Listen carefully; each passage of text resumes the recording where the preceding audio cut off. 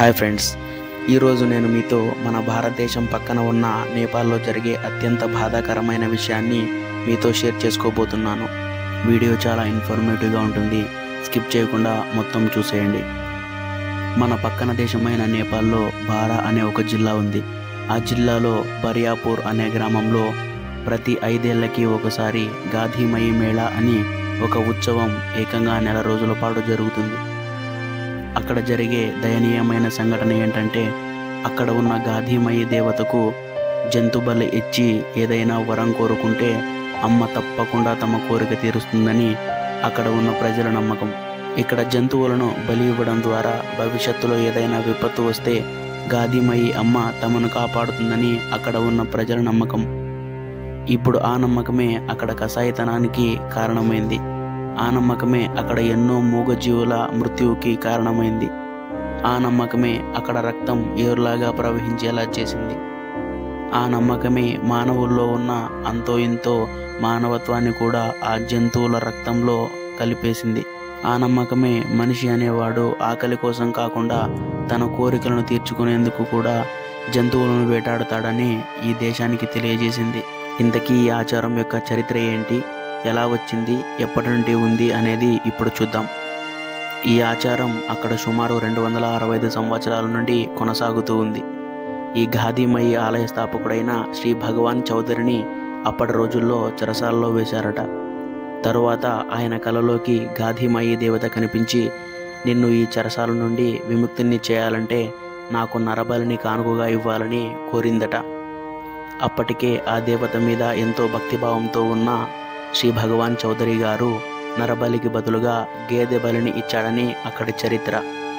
అప్పటి నుండి అక్కడి ప్రజలు కూడా అమ్మవారికి గేదెలను బలి ఇవ్వడం ఆచారంగా వస్తుంది.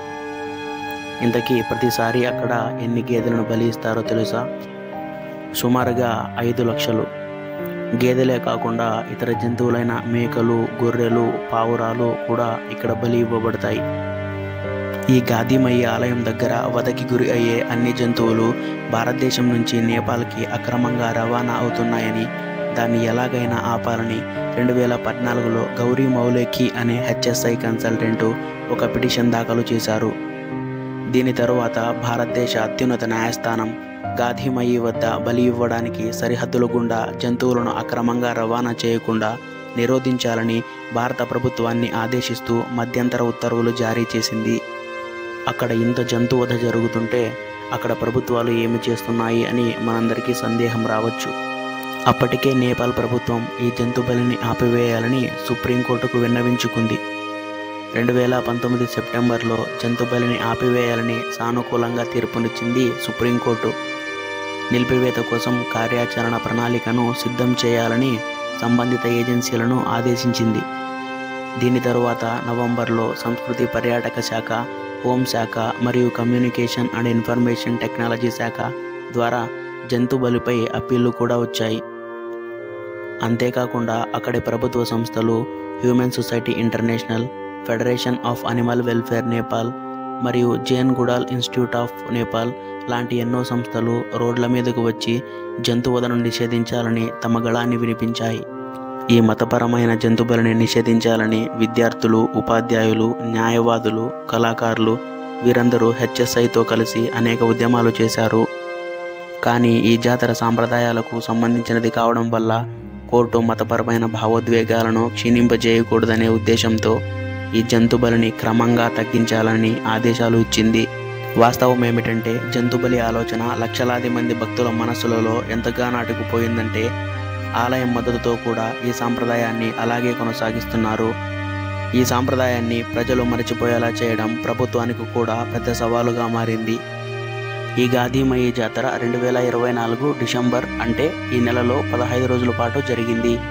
కేవలం 8, 9వ తేదీల 2 రోజుల్లోనే 4200 గేదెలను బలి ఇచ్చినట్లు సమాచారం. అదే సమయంలో అధికారులు అప్రమత్తతతో కనీసం 750 జంతువులను రక్షించారు. వీటిలో గేదెలు, గొర్రెలు, మేకలు, ఇతర జంతువులు ఉన్నాయి. ఈ జంతువులను గుజరాత్లోని జామ్ నగర్లోని రిలయన్స్ గ్రూప్కు చెందిన వన్యప్రాణి పునరావాస కేంద్రానికి తరలించారు. ఈ గాధీమయి జాతర ప్రపంచంలో అతిపెద్ద సామూహిక బలి కర్మగా గిన్నిస్ బుక్ ఆఫ్ వరల్డ్ రికార్డులో కూడా పేరు సంపాదించుకుంది. ఫ్రెండ్స్, ఈ జంతువధ గురించి మీకు ఏమనిపించింది? ఈ మతాల పేర్లు, దేవతల పేర్లు చెప్పి ఇలా జంతువధను చేయడం ఎంతవరకు మంచిది? మీకు ఏమనిపించిందో కామెంట్లో తెలియజేయండి. నేను పెట్టే ప్రతి ఒక్క వీడియో మీకు నోటిఫికేషన్లో రావాలంటే సబ్స్క్రైబ్ చేసి బెల్ ఐకాన్ ఆన్లో పెట్టుకోండి. Love you all.